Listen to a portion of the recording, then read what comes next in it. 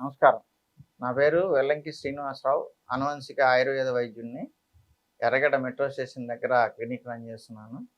గత 25 సంవత్సరాలుగా ఎంతోమందికి మంచి ట్రీట్మెంట్స్ చేశాము. ఇప్పుడు మీకు చెప్పబోయే విషయాలు సమాజంలో బాగా పెద్ద సమస్యలుగా ఉన్నవి. ఎక్కువ కేసులు ప్రపంచం మొత్తం కూడా ఉన్నాయన్నమాట ఈ కేసులు. కాబట్టి వాటి గురించి మనం మాట్లాడుకుందాం. ఆనందకరమైన, ఆరోగ్యమైన లైంగిక జీవితం కోసం ఎలాంటి సూచనలు ఇవ్వగలరు? ఒక మగవాడు కానీ ఆడవాళ్ళు కానీ లైంగిక పరంగా అంటే సెక్సువల్గా ఎంజాయ్ చేస్తూ, ఎందుకంటే చూడండి సమాజంలో ముఖ్యమైన ఎంటర్టైన్మెంట్ మనిషికి అదే. సెక్స్ విషయం కోసమే ఈ ప్రపంచంలో యుద్ధాలు కూడా జరుగుతున్నాయి అన్నట్టు.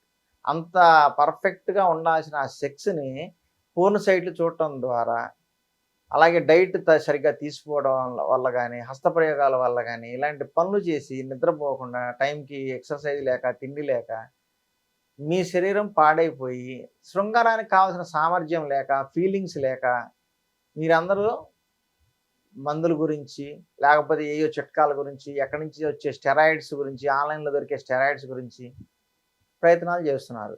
మంచి టైంకి తిండి తింటూ, మంచి ఎక్సర్సైజ్ చేసుకుంటూ, నిద్ర బాగా పోతూ, మనసును ప్రశాంతంగా ఉంచుకోండి. మెడిటేషన్ చేయండి డైలీ.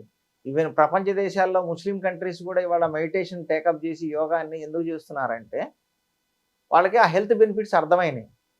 కాబట్టి హెల్త్ కావాలంటే యోగా అండ్ మెడిటేషన్ చాలా బాగా ఉపయోగపడతాయి. ఇవి చేసుకుంటూ మంచి డైట్ తీసుకొని మీరు చెడు అలవాట్లు మానేసి చెత్త తినటం మానేసేస్తే, బయట ఉండే జంక్ ఫుడ్స్ ఇవన్నీ చెత్త అన్నమాట, ఇవి తినటం మానేస్తే మీకు లైంగిక సామర్థ్యం బాగా ఉంటుంది.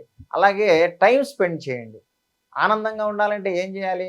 1 కిలో ఆనందం కావాలంటే కొట్టుకెళ్ళి తెచ్చుకుంటారా షాప్‌లో? అదే సూపర్ బజార్‌లో తెచ్చుకుంటారా? ఆనందం అనేది మన మనసులోంచి, మనలోంచి రావాలి. అటువంటప్పుడు ఆనందానికి కావాల్సిన పరిస్థితులు ఏంటి? మనకు కావాల్సిన మనం ప్రేమించే వ్యక్తులతో గడపటం, కుటుంబంతో, భార్యతో, ప్రేమించిన వాళ్ళతో గడపడం, ఎక్కువ టైం వాళ్ళకి స్పెండ్ చేయాలి, ఫోన్ మీద కాదు. వాళ్ళకి టైం స్పెండ్ చేయటం, ఎక్కడికన్నా బయటికి వెళ్ళి రావటం, కాస్త పిక్నిక్‌లో లేకపోతే ఏదన్నా చూడాల్సిన ప్రదేశాలకి కలిసి వెళ్ళి రావటం. ఇలాంటివన్నీ కూడా మనసుకు చాలా రిలాక్సేషన్ ఇస్తాయి.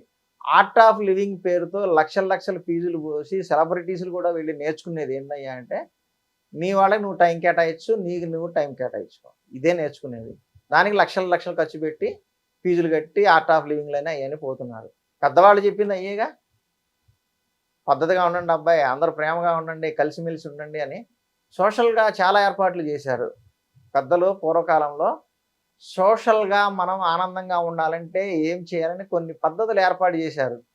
పెళ్ళి ఉందంటే పెళ్ళికి చుట్టాలందరిని పిలవాలి. వాళ్ళందరిని పిలవకపోతే తాళి కడితే పెళ్ళి అవ్వదా? అవుతుంది. కానీ అందరినీ పిలిచి సోషల్‌గా అందరితో కలిసిమెలిసి ఉంటాము. మన బంధువులందరితో కలిసి ఆనందంగా ఆ రోజు సంతోషంగా గడుపుతాం. పిల్లలు పెళ్లి చేశామనేది అందరికీ తెలియజేస్తాము.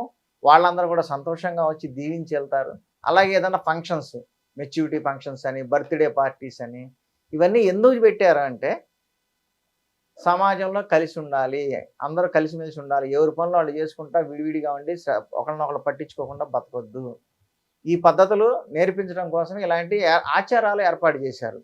అలాగే సమాజంలో ఉన్న అన్ని వర్గాలు బాగుండాలని చెప్పి పెళ్లిలో గోళ్ళు తీయడానికి ఒక వర్గం వాళ్ళు, బట్టలకి చాకల వర్గం వాళ్ళు, భజంత్రీలకి మంగళ వర్గం వాళ్ళు, ఇట్లాంటి రకరకాల కుల వృత్తుల వాళ్ళకు కూడా ఉపాధి కల్పించేలాగా సమాజాన్ని ఒక నిర్మాణం చేశారు. కానీ మనం ఏం చేసామంటే ఇప్పుడు అన్నిటినీ తొంగలో దొక్కేస్తున్నాం.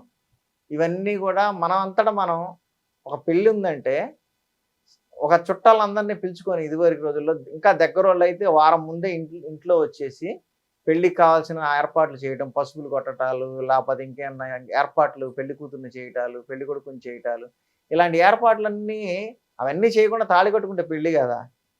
ఏదో తాళి కూడా కట్టకుండా కలిసి ఉంటే సంసారం చేయరా? ఇవన్నీ ఏర్పాటు చేసింది అందరూ కలిసిమెలిసి ఉంటే. ఎందుకంటే మనిషి animal, social animal. Human is a social animal.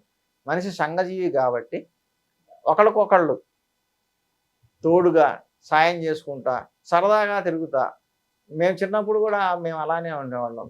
ఒక సందర్భం, ఒక చిన్న ఫంక్షన్ కానీ ఏదైనా ఉంది అంటే 2 రోజుల ముందే జనం వచ్చేసి అందరూ కలిసిమెలిసి వంటలు చేసుకొని, కలిసిమెలిసి బట్టలు కుట్టించుకొని, ఇంకా రకరకాల ఆ ఏర్పాట్లన్నీ చేసుకొని సరదాగా ఉండేది. ఒక రెగ్యులర్ రొటీన్ లైఫ్ నుంచి ఒక రిలీఫ్. అందరితో కలిసి సరదాగా ఉండటం అనేది ఒక రిలీఫ్. ఇలాంటివి ఉండేవి. ఇలాంటివి ఉన్నప్పుడు మానసిక ఆరోగ్యం బాగుంటుంది. సామాజికంగా కూడా మీకు ఆనందంగా ఉంటుంది. భద్రతగా అనిపిస్తుంది. రెండోది మంచి ఆహారాలు తింటారు. ఈ సమాజంలో వీళ్ళందరూ కలిసి ఇట్లా చేసుకునే ఫంక్షన్స్‌లో మంచి మంచి ఆహారాలు తీసుకుంటారు. కాబట్టి ఈ అలవాట్లు, ఆచారాలు పాటించడం వల్ల కూడా ఆ మనిషి ఆనందంగా ఉంటాడు.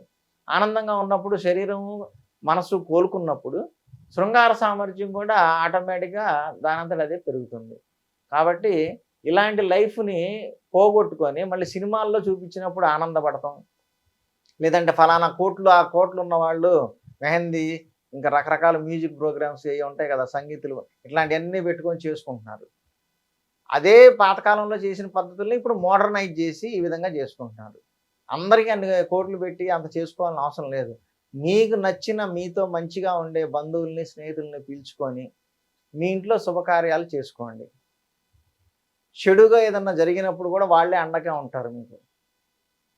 అండంటే ఈ రోజున ఎవరి లైఫ్ వాళ్ళదే అయిపోయింది. చుట్టాలు అనంగాల్నే మనకేదో లక్షలిస్తారు, మన అప్పులు తీరుస్తారు. ఇట్లాంటివి కాదు. మనకి మానసిక స్థైర్యాన్ని ఇస్తారు. బతకడానికి కావాల్సిన ధైర్యము, మన సమాజంలో చిన్న చిన్న వాటికి మానసికంగా మాట సాయం చేసేవాళ్ళు కన్నా ఉన్నారనే ఒక ఫీలింగ్ మనిషిని ఎలాంటి కష్టాన్నైనా ఎదుర్కొనేలా చేస్తది. కాబట్టి చుట్టాల నుంచి ఎక్కువ ఎక్స్‌పెక్ట్ చేయకండి. ఎవరు కూడా రూపాయి తీసి ఖర్చు పెట్టేవాళ్ళు లేరు. ఏదో మాట సాయానికి వస్తారు. బంధుత్వం ఉంది కాబట్టి ఆ సందర్భంలో అటెండ్ అయ్యి ఎళ్ళిపోతారు. అవి కొంత పాజిటివ్‌గా తీసుకొని ఎవరి లైఫ్ వాళ్ళది, వాళ్ళున్న లైఫ్ స్టైల్ అని చెప్పేసి ఇప్పుడున్న పరిస్థితుల్లో కూడా అవి కొంత మెయింటైన్ చేసుకోండి. హ్యాపీగా ఉంటారు.